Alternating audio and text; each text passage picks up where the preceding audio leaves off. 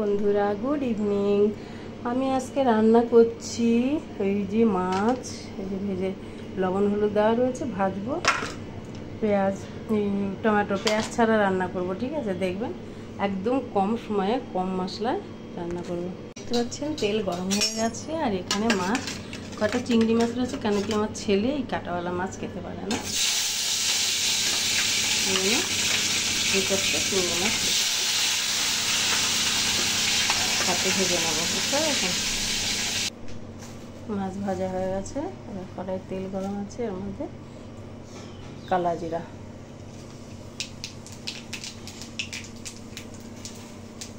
ঠিক আছে, টমেটোর কাঁচা লঙ্কা,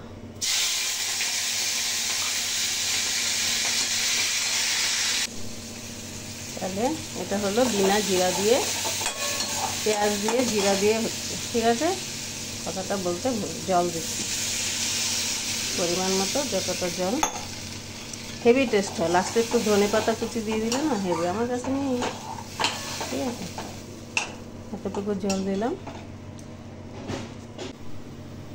ফুটে গেছে। এবার মাছগুলো দিয়ে দেবো।